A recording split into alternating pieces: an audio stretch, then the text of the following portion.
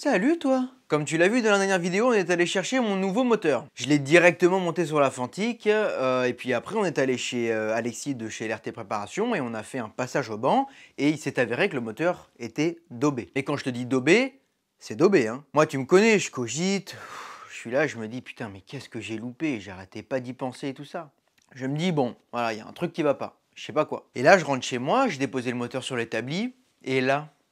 Une vision, mon cousin. Quand je suis allé chercher le moteur, le mec il m'a dit, celui qui a monté le moteur, il a monté le kit avec le joint en base le plus épais, et il a dit « Ciao viva ».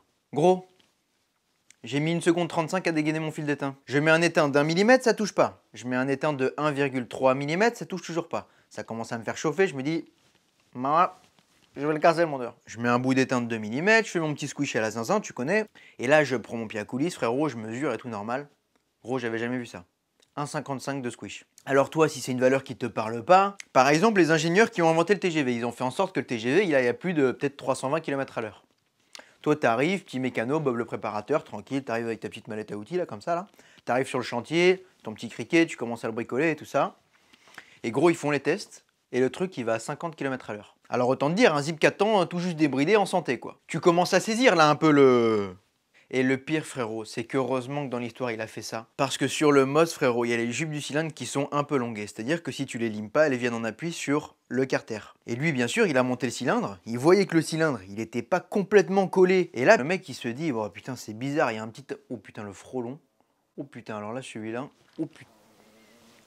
Alors, je sais pas si tu l'as vu, mais alors celui-là, attends, il arrive, là, je vais lui mettre un coup de 12. Oh putain, qu'est-ce que j'ai sous la main, là? Oh, il me fait flipper, celui-là. Oh putain, l'huile.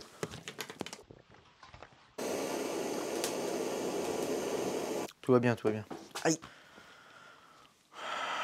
Putain frérot, les péripéties là comme ça, j'en peux plus là. Je reprends mon histoire. Donc voilà en gros comment le moteur il était monté. Sincèrement, tu veux des explications, je ne peux pas te les apporter. C'est pas possible. Tu vois à peu près, hein, pour te donner un ordre d'idée, il y a à peu près quoi, une chance sur 36 000 que le moteur il pète pas. Et frérot, tu sais que le pire dans l'histoire, c'est que le mec, il est même pas au courant de tout ça, le mec qui a monté le moteur. Là, il a évité une 3e guerre mondiale, il est même pas au courant, en gros. Un savant, frérot, pris d'illumination, comme ça, je te jure. Bon, voilà, après, attention, ça arrive à tout le monde de faire des erreurs. Moi-même, quand j'ai commencé la mécanique, j'ai fait plein de conneries. Donc voilà, là, j'en rigole, mais c'est vrai qu'il aurait pu vraiment tout péter. Donc voilà, la panne, elle a été trouvée. À ça se rajoute un petit carburateur PWK Motoforce, accompagné d'une petite carburation à l'ouest. Bah, ça fait 18 PS. Voilà, hein. T'as les explications, frérot. Toi aussi, t'as vu la dernière vidéo, je te voyais, t'étais en train de gamberger, tu me dis le moteur et tout, il est daubé et tout, je sais pas quoi. T'as tous les éléments, je t'ai tout donné. Bon allez, on passe au démontage du moteur. Démontage du moteur terminé, donc il y a quand même plusieurs choses qui vont pas. Il y a eu, si tu veux, sur le sélecteur, sur l'arbre de sélecteur, il n'y avait pas la rondelle du bas. Donc heureusement, bah, j'en avais d'avance, donc j'en ai trouvé une ici, tu vois. Sous l'embrayage, tu vois, tu as 2 rondelles. Tu as celle-là qui vient en premier, et comme tu le vois, elle est bombée. Et le côté bombé, en gros, bon, il avait mis du mauvais côté, tu vois, alors que le côté bombé, il doit aller comme ça. Et lui, tu vois, il avait mis le côté bombé vers le haut. Bon, ça encore, c'est pas... J'ai envie de te dire, c'est pas très grave. Donc il y a les lamelles de clapet aussi qui sont un peu bouffées. Le bout là, il est un peu, il commence un peu à déconner. Donc voilà, comme tu l'as vu, il y a pas mal de petites choses qui allaient pas sur le moteur. Je t'ai pas tout montré en vidéo parce que même moi ça a commencé à me gonfler. Mais voilà, c'est bon, j'ai tout réglé. Allez, on passe à la préparation des carters. Voilà, allez, là les carters sont prêts donc pour qu'on puisse faire les petits usinages. Donc là, tu vois, pour que tu aies un petit ordre d'idée, je t'ai mis, hop, une marque noire pour que tu vois un petit peu ce qu'il y a à gratter. Donc là après il y a léger le transfert arrière, ça on le fera avec la fraiseuse je pense chez Alexis. Et moi là il y a ça, tu vois, là toute la petite partie noire que je vais aligner moi-même en fait avec un outil à main que tu vois ici, hop. Le but de cette préparation, comme tu le vois, c'est que le métal doit occuper le plus de place possible, en fait, si tu veux, à l'intérieur du carter. Alors là, attention à ce que je viens de te dire. C'est vraiment à prendre avec des pincettes. Mais si tu veux, l'intérêt, en fait, de la préparation, c'est de laisser le plus de matière possible à l'intérieur du carter pour que le mélange gazeux soit le plus comprimé possible, et c'est ça qui va justement nous donner le caractère moteur qu'on recherche. C'est la raison pour laquelle sur certaines motos, et en particulier les motocross, tu as ce qu'on appelle des plaques de pré-compression à l'intérieur des carters. Cependant, nous on va pas partir dans cette direction-là, mais tu vas voir, on va faire quelque chose de tout aussi similaire.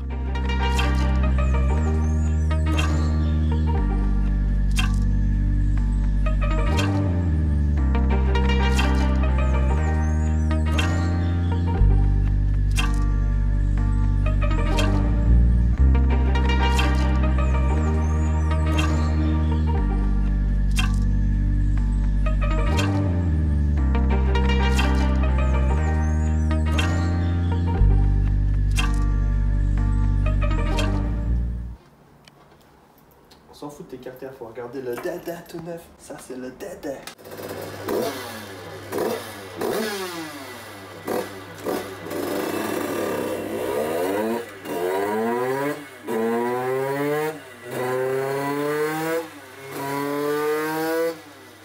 Comme tu le vois, on a commencé les tests au banc. Alors, ce que tu sais pas, c'est que nous, on a déjà fait quand même quelques tirs.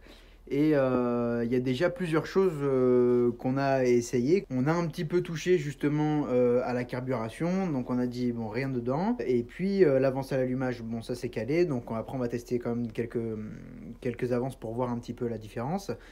Et par contre, on a enlevé le pot KRM que tu vois juste là-bas. Donc c'est un pot 80-90. Pour mettre ce pot là, c'est un pot qui est un prototype Scootfast qui s'assimile à un 50-70 cm3. Et regarde maintenant dans la phase de montée combien tu prends. Donc là tu vois que la courbe rouge c'est le KRM et la courbe verte c'est justement le pot Most Passage haut. Alors au niveau de la puissance du pot, la puissance en elle-même, tu vois on est pareil. Juste on atteint notre puissance en fait. Là tu vois bien plus tôt avec le pot passage haut qu'avec le pot passage bas. Par contre regarde dans la montée. Donc déjà que par rapport à la courbe précédente, la préparation qu'on avait faite, tu te rappelles c'était d'enlever 5 mm ici justement sous les clapets.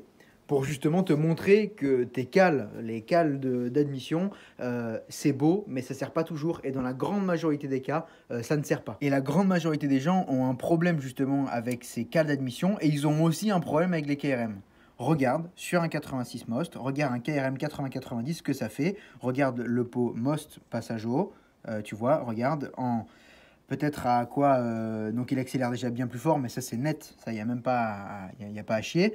Et tu vois, regarde, il lui met presque 3 PS d'écart en fait sur la phase d'accélération, ce qui est vraiment colossal, mais colossal. Donc tu t'aperçois que le KRM, suivant l'usage que tu vas en avoir, il est soit pas adapté à ton utilisation, soit alors pas adapté justement à ton cylindre. Bon alors vraiment comme tu l'as vu, on a fait plein de tests au banc. Le moteur, je vais te dire sincèrement, on n'arrive pas à le faire marcher. Cependant, on a trouvé plusieurs raisons à ça. On a testé en fait toutes les choses qu'on fait couramment lorsqu'on règle un moteur au banc. Malgré ça, la puissance du moteur, elle ne décolle pas. Le moteur, c'est moi qui l'ai monté. Et donc Alexis me dit, bon, je sais pas, peut-être que dans ton montage et tout ça, tu as peut-être fait une connerie. Donc pas de souci, on enlève la moto du banc, et puis là, on commence à démonter le cylindre. Et là, en démontant le cylindre, en fait, ce qu'on s'aperçoit, c'est que donc on le met le cylindre sur l'établi et on prend les mesures. On prend une mesure que je n'avais pas prise, qui s'appelle le jeu cylindre-piston. Le jeu que tu devrais avoir, ce serait de l'ordre de peut-être 0,06 mm dans un moteur de compétition. Dans les moteurs que nous, on utilise, ça serait plutôt de l'ordre de 0,08, 0,10, tu vois, à peu près. Et encore à 0,10, le moteur, il commence, tu vois, déjà à être vraiment limite. Et figure-toi que nous, malgré que le moteur soit quand même relativement récent, le piston, il était quand même